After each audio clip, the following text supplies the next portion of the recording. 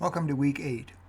Week 8 is where we begin our Financing the Enterprise and a look at all things accounting and finance. Here are readings. Now, understand that the readings are for these last three chapters, 8, 9, and 10. So it's not like you got to read all of them, but I would suggest, if you're able, read them all at one sitting or nearly before you begin the assignments, especially in 9 and 10, but it will help you with all of them. Okay, but that will take you through the end of the course, so for reading from the textbook. Week 8 discussion. So I've broken this out into its component parts. Again, you want to bold each of these with your response in plain font right underneath it. And this just goes through the basics of accounting, the accounting process. Accounting and finance, remember, are directly related, but they're two different functions within an organization. Again, but directly related, and you might have CPAs doing finance and accounting people, so it's not like they're mutually exclusive by any means. But this should give you a look at all things accounting and even a little money in banking, so understanding the flow of cash and things like that. Now, the second half of Week 8's is this a written report, a business plan written report. Now, this is a little more involved, but don't let it throw you. This is an interesting exercise, and here are the directions on this slide. So to help you develop critical thinking skills and ability to assess the strengths and weaknesses of a business plan, you'll select a business from below. And now below is in the assignment itself. There's 3 links, I believe, and so you'll read through those and choose from them. But I would read all 3 of them. Pick the one that is most interesting to you and identify. What you'll do is identify areas of improvement, assess how they're doing, feasibility, and recommendations.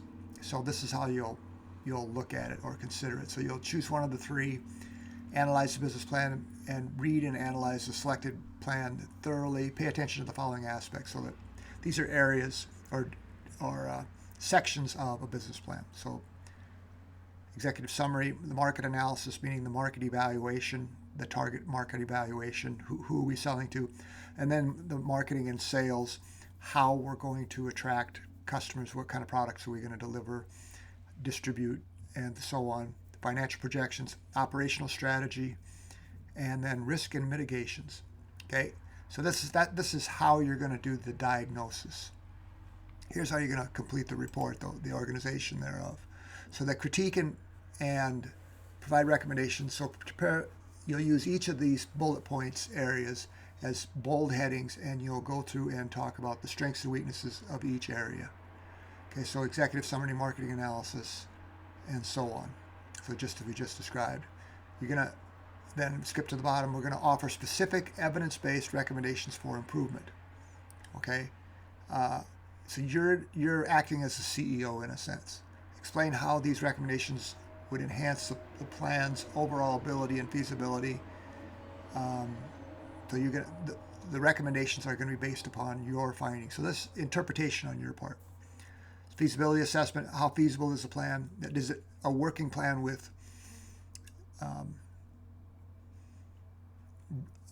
reasonable expectations of success? Are we able to do this, or are there things lacking that we certainly don't have access to, like markets and things that make this unfeasible? And then reasons for adjustments. How would you make it better? And then a conclusion.